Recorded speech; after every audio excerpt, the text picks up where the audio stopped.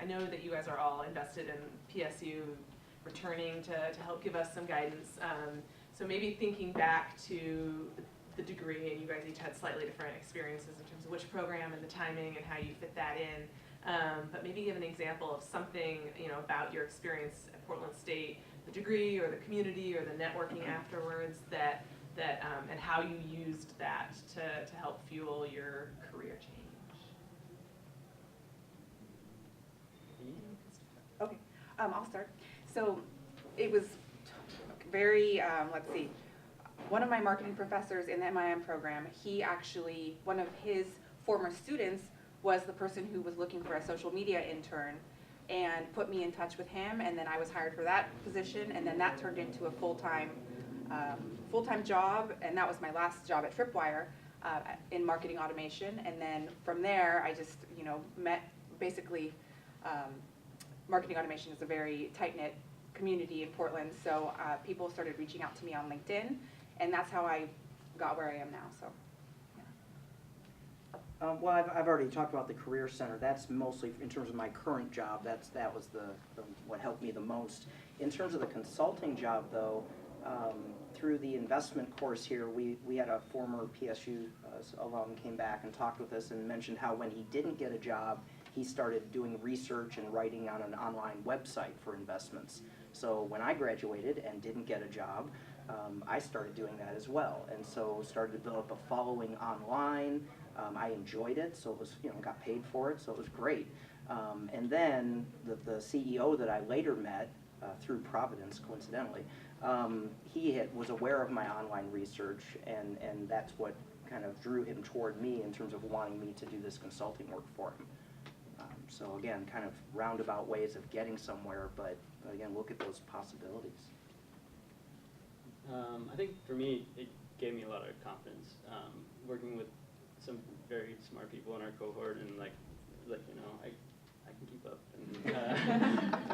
and just gave me the confidence that I could do more than make pizzas, and it took a lot for me to drop something that was working pretty well and just jump into something that was completely unsure, and so having the confidence that I could do that and get out and move forward, I think helped me a lot. I'd say that the relationships you develop with your cohort are really valuable. I still meet with multiple members of my cohort. I actually just had lunch with one of them today. I meet on a regular basis with a guy who's in finance for Knowledge Universe, and I get a lot of feedback in terms of what I'm dealing with at IIA, and just input from him from an outside perspective on decisions that I need to make and things like that. So it's invaluable, the community that you actually are building. The same is true of teachers. I interact with a number of the finance professors outside of school still, and so it's if you can build those relationships now, it's incredibly helpful as you move forward. Well, we're going to turn it over to audience Q&A in just a minute, but we already heard, developing an online presence, internships. We've heard mention of a couple kind of actionable pieces of wisdom.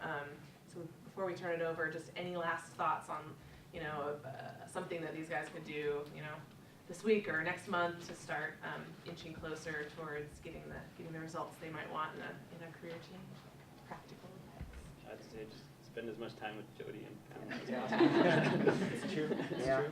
And They know a lot of people. yeah, and I'd also say, for me, I remember being in school and everyone's like, network, and it was so intimidating. But networking really, especially with LinkedIn, don't be afraid to just reach out to second or third degree connections, or even if it's an alumni, that you don't know, get in touch. The worst thing that can happen is they're gonna not respond, but that's not even that bad, and people reach out to me a lot now, and I'm always happy to help. So if there's anyone in my network that can help anybody, I'm happy to. They're much more willing to talk to you when you're a student. And, Exactly. They just want to talk to you about your job. Good platform. They're happy to talk about it. Definitely.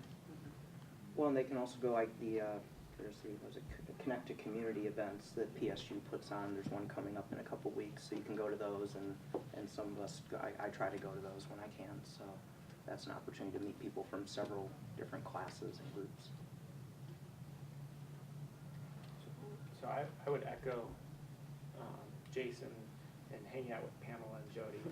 They're very helpful and they know a lot of people. But, you know, the other thing I would say is spend a lot of time thinking about where you really want to go, what that company looks like. You know, for me, when I look at a company, I look at a smaller company, I tend to like to have the opportunity to wear multiple hats as opposed to be specialized, you know, and I like I guess you'd say the agility that comes from a startup company, whereas I don't think I'd do as well at a Nike. And so I spend a lot of time thinking about those things and how they fit with my personality. And so as a result, I was able to target a number of companies within Portland that I could start reaching out to and building relationships with. So I would say, you know, definitely spend some time thinking about where you want to go and what that looks like, and that will help a lot and will eliminate some frustration.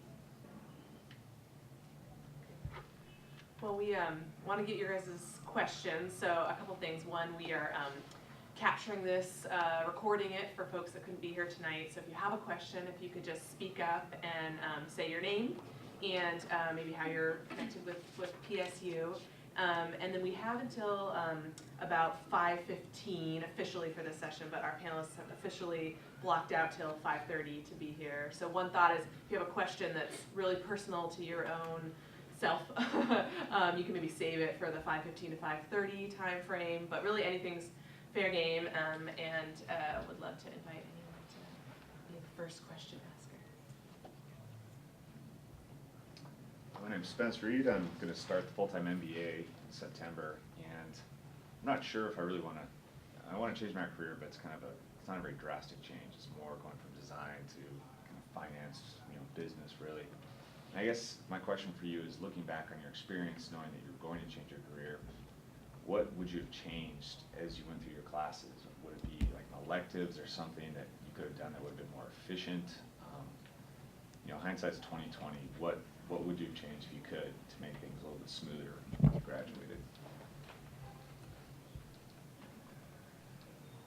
Well, I heard the finance class that you take in France is amazing. So I wish I took that. Oh, yeah. So. You know, I knew I wanted to go into finance, and I took finance classes. I got the finance option, so I wouldn't have changed that. I picked classes that interested me, and really caused me to study outside of class as well. I was curious about. I did a mergers and acquisitions class with Dave Garden, and that was fascinating. Even though I'm still not using mergers and acquisitions necessarily, I don't know if I would change that. People would look at that, and so it's hard for me to answer your question directly. I'd say, study what you want to study, and try to have an end in mind. If you want to go into finance, what is it? What kind of finance is that? I mean, are you wanting to do accounting? Are you wanting to do corporate finance? Kind of try to figure that out and tailor your classes to it, and then you can still take some stuff that interests you on the side. But if you're taking stuff that doesn't interest you, I would say try to get away from that. And I did try to do that. I wish I could have done that a little more, but. I kind of wish I spent more time with professors, just realizing that they're there for us and office hours and just, getting as much out of them as possible was something I wish I did more. I'd probably just echo what Jason said. I didn't take one of the overseas courses in the summer, and in retrospect, I kind of wish I would have. I took a vacation after I graduated instead, but didn't get credit for that.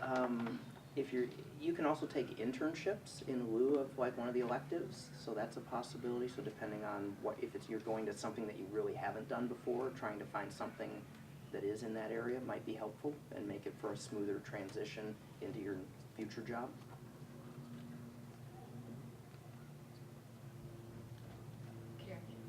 My name is Kerry Glinstein. I'm in the part-time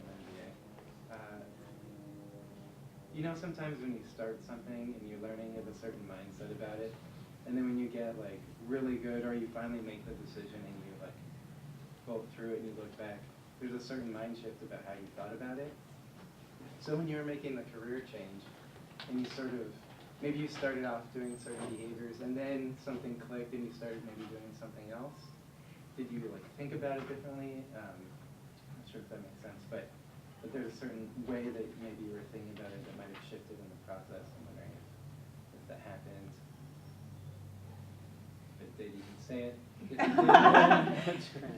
The off- Yeah, well, I didn't really mention this, but I was also, at the same time when I was considering grad school, I was looking at becoming a diplomat and joining the Foreign Service. So I was really pursuing that hardcore. And then I went to DC, did the oral examination. I didn't pass. I was devastated.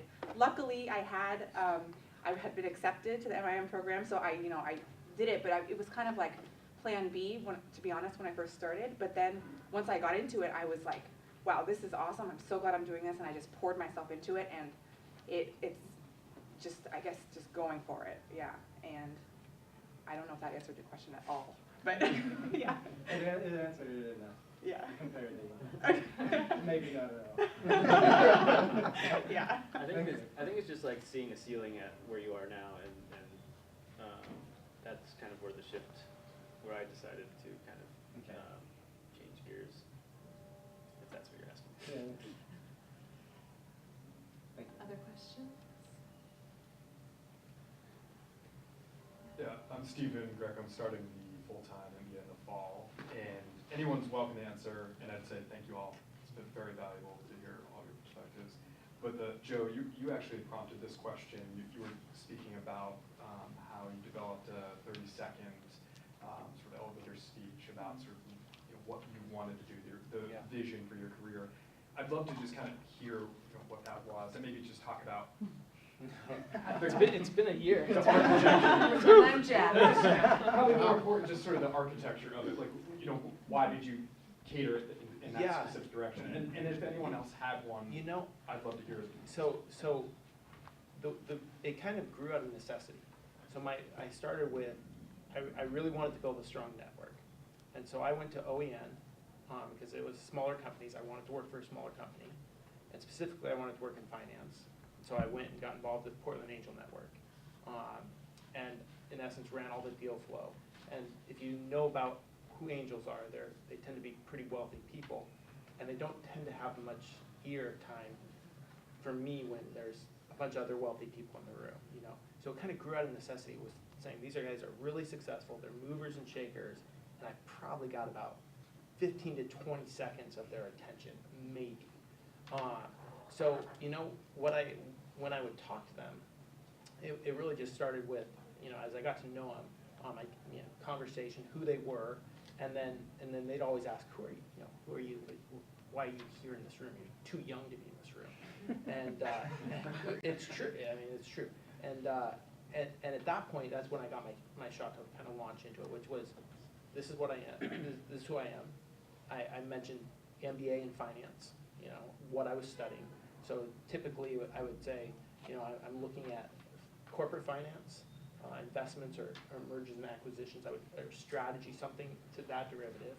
And then I would say, with the point of, I'm wanting to work for a startup company in finance, and this is specifically where I want to go in a company. So I had a goal.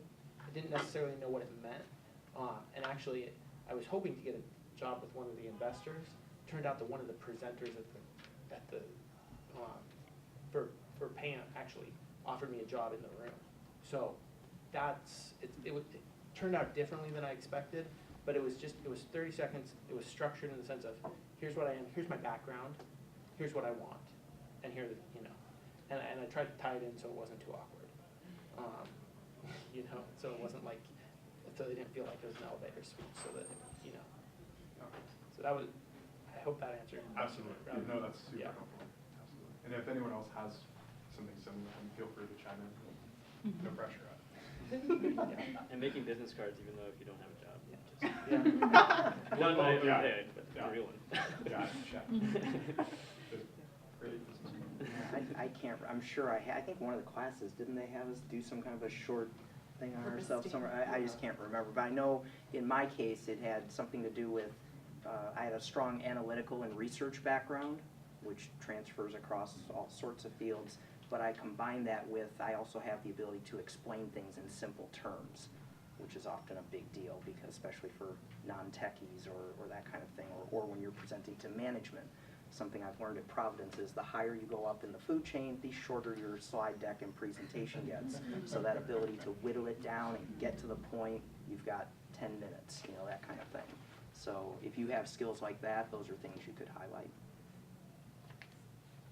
And maybe, I don't know if this is an appropriate follow-up, but if during one of those conversations someone said to you, why are you making the change?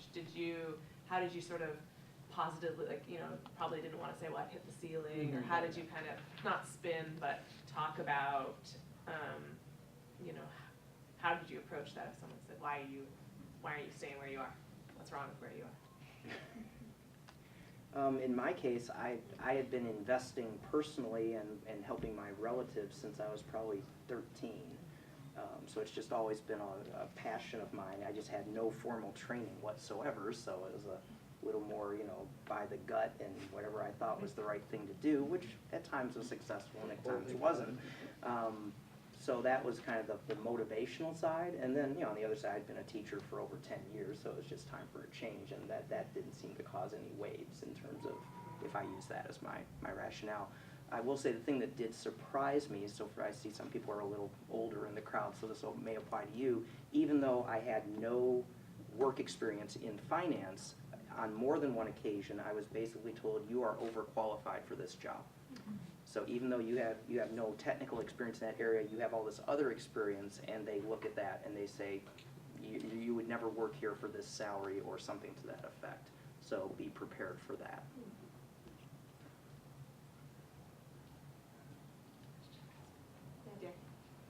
So I wanted to ask, a few of us just attended a salary negotiation workshop where we were told that you shouldn't undersell yourself. But when you're moving into a different career, it seems like, I don't know, when I think about making a drastic change, I think about I would want the first opportunity that came across my, you know, that was offered to me, and I would take it for whatever they're paying. And you already talked about what your strategy was, which is beautiful. I undersold myself. Did you? Well, for 6 months, yeah. For 6 I mean, months, that's- but you worked in an arrangement to get an increase. Yeah, he doubled my salary Yeah. in 6 months. Did you negotiate that though? I or was that already set? negotiated that. Okay. So in my mind, when I approached it, I viewed hiring as a high-risk event for both of us, right? For me and for him, because I could work out terribly, and actually every piece of information that he did have showed that I would work out terribly. I didn't have that finance background, you know. He saw it and said sales and marketing, and so I figured he was thinking, geez, you know, I've got the risk in this. So I figured I would, in essence, pitch it to him as, we're going to share the risk, right? You're gonna hire me. You're going to give me a, you know, in essence, you're going to try before you buy, and you're still going to pay me a decent salary. It's not. It was comparable to what I made at my previous job. I mean, it wasn't a raise. It wasn't anything like that. But it was low for the industry that I was in, and but it was in essence a straight across move. And then I said, but in 6 months, if I prove myself, not only are you going to, we're going to write this into a contract. You're going to, in the offer letter, you're going to say, I'm going to promote you to this position. And granted, the organization that I had was small enough. You know, we're 10 plus people that I could do that. At Nike, I don't think I would, you know, or a company like that, I don't think you have that kind of bargaining power. But I had that bargaining power due to the organization that I was at, and I was able to say, then you'll pay me what I'm worth. So. Did anyone else negotiate on the salary? You did. For me, it wasn't salary, it was time off, given my background. So in the course of the interviews and the offer, they kind of let it slip that all the people on the committee unanimously wanted me. So that was a good sign. But the vacation time at Providence was on the low end for starting and for me, so I negotiated an extra week of unpaid leave. Well, it's paid because they raised the salary higher to compensate for it. So, but that was all I needed. The offer was fine where it was. I also did negotiate for my most recent position, and even though I had some experience, I think I negotiated aggressively above maybe my experience level, just because I know the market in Portland for marketing automation, and knowing that there aren't that many people, and just really doing your research from on the, Bureau of Labor Statistics and stuff, and knowing what the market rate is, and just going for it, and, not, because it's, you don't want to like start too low, so even if you start a little too high, it works out, so I did, yeah. Yeah, I negotiated also, and I think if you go about it the right way, like, just tell them you like the job and you're interested, but, if I could get a little more, that'd be great. And I think they made the mistake of giving a range, and so I went, I asked for as high as they could give me. So. Well, that's where I was actually surprised, because the range was really wide, but their offer was toward the high end of it, which typically in other firms I've worked at, they aim for the middle or maybe a little below. I think if you're, since all of you have had careers before, they're probably going to inquire about your previous salaries and things on your application. So they're going to know if you were making $60,000 before and this job is going to pay $50,000, they probably aren't even going to bother with you. So if you're that far, you must be within that ballpark.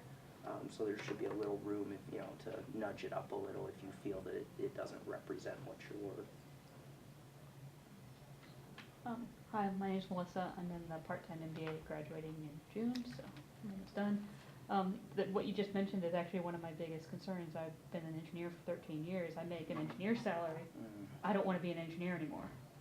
How do you deal with the fact that I know I'm not going to be making engineering salary? How do you kind of mitigate that as an issue? What do you want to be, I guess, just to I've the been other half? looking at marketing and event planning and that kind of it's the other stuff I've always done in my life as an engineering.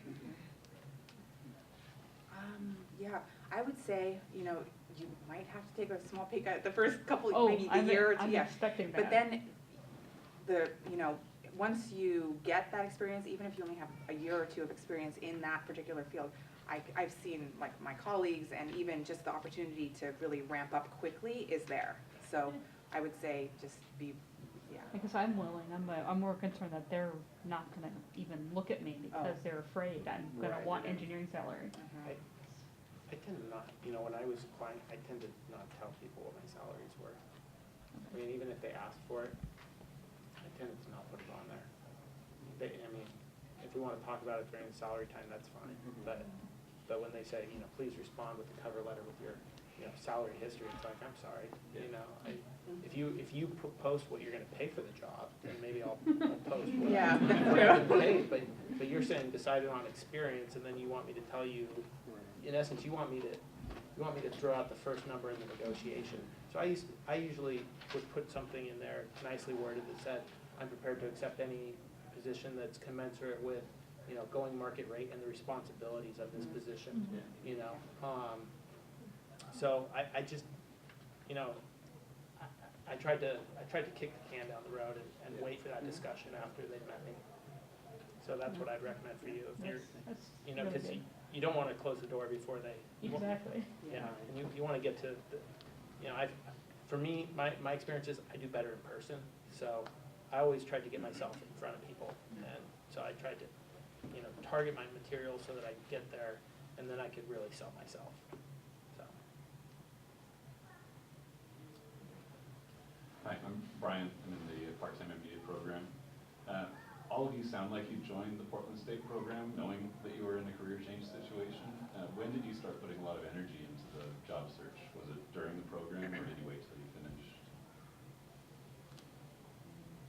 I would say probably, definitely by the last semester, I was going pretty full force at it. But even before that, just doing things like the networking, things we've mentioned, or through the at that point you're taking more electives. So like my investment professors, they knew people in town, so I was doing informational interviews. So trying to get a feel for what are the different companies I might be interested, making those contacts. So if jobs came up in that last 6 months, I would be eligible because I'd be graduating soon.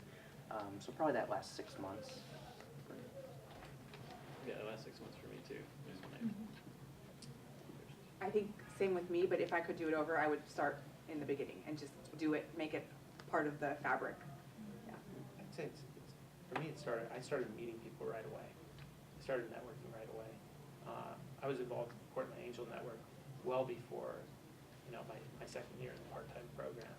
And because, I mean, if you're building relationships, if you're gonna leverage relationships into a job, it takes a little bit longer, as opposed to just, you know, sending out a resume and a cover letter. And I found that the relationships are more effective for a job search in the long run. So make yourself known and take advantage of the PSU community. Welcome to the new folks. Hopefully you're here. So it's 5:15, and I think it would be great just to maybe conclude the formal portion and give a big round of applause. So Jason and Maya and Joe and Jeff have all provided some contact information on this sheet, which is very generous of them, and I really appreciate you guys staying connected with PSU and coming here tonight, and hopefully you guys have some either things to think about or some form of inspiration. Really appreciate everyone taking the time to be here tonight. And there's treats, and connect with Jody before you leave, see how she can help you. And thank you very much. Thanks for coming, everybody.